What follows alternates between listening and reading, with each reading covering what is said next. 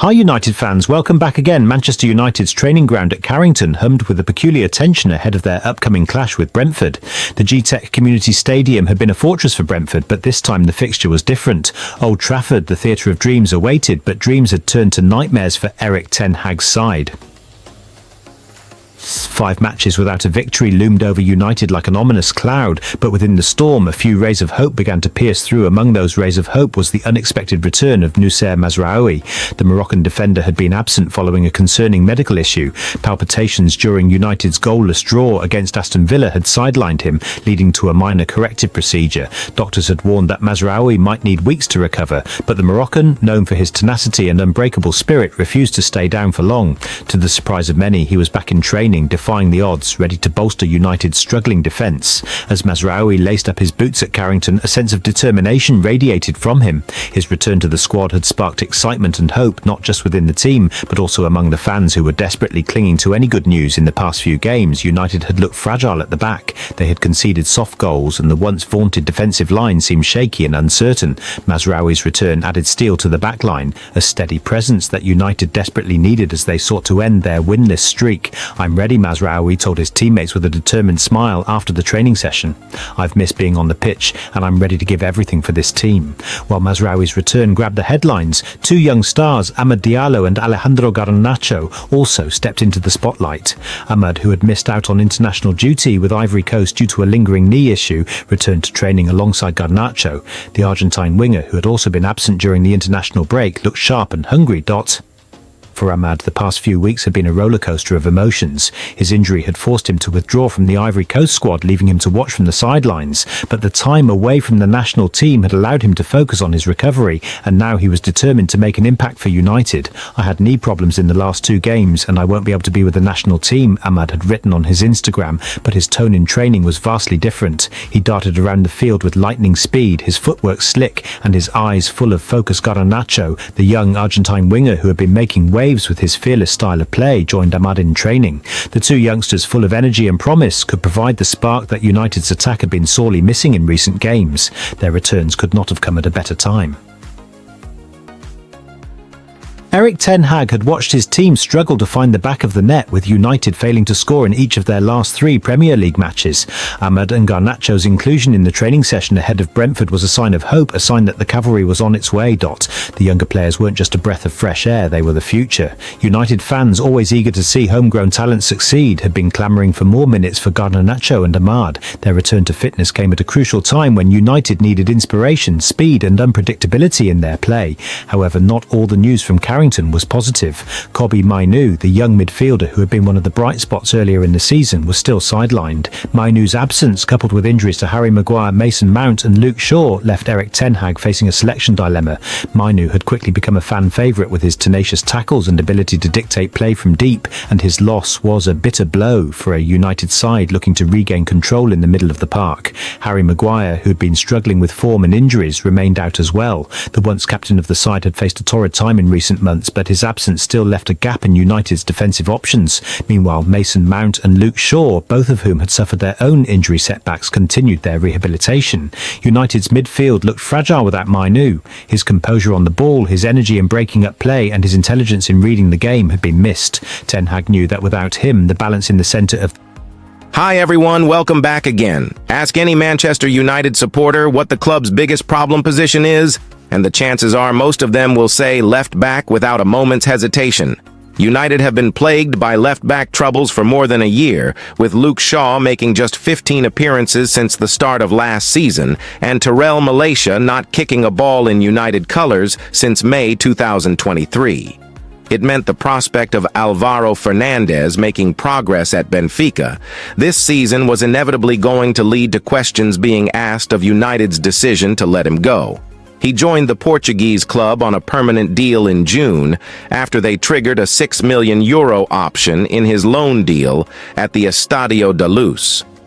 The left-back, who United have the option to re-sign via a buyback clause, is quickly making a name for himself, racking up 9 appearances so far this season, 7 of which have been starts. His standout performance was during Benfica's 4-0 demolition of Atletico Madrid in the Champions League earlier this month.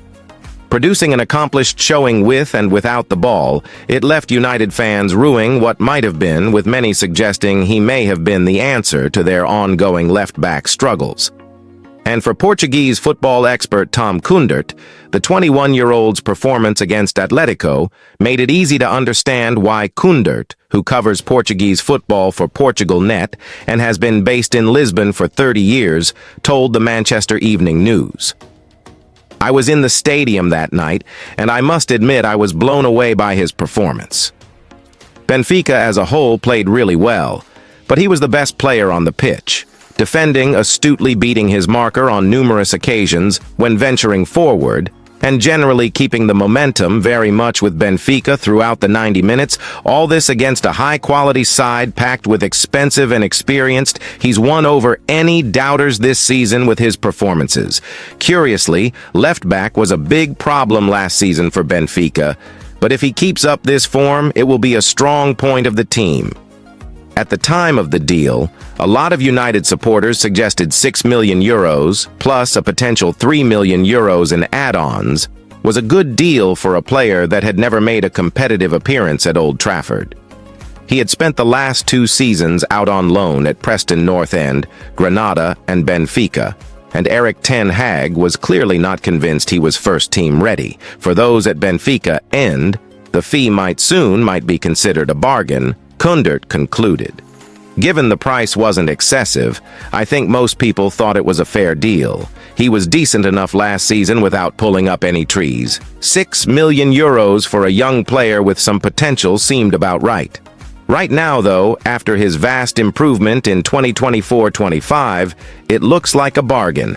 As a result of Fernandez's prosperous start at Benfica, a lot has been made of United's decision to not offer him an opportunity to prove his worth.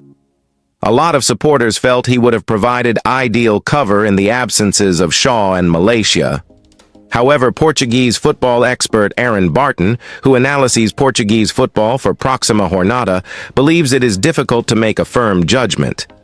It's hard to say whether it was a mistake United allowing him to go, because if he was to stay at United, who is to say he would have featured and delivered, Barton told the Manchester Evening News, at Benfica, he can develop at a top club with high demands, but it's still a step off being a United player, where the scrutiny is so intense at times, especially given the club haven't been performing well on the pitch. A poor atmosphere around the club can harm a player's development and see them stall.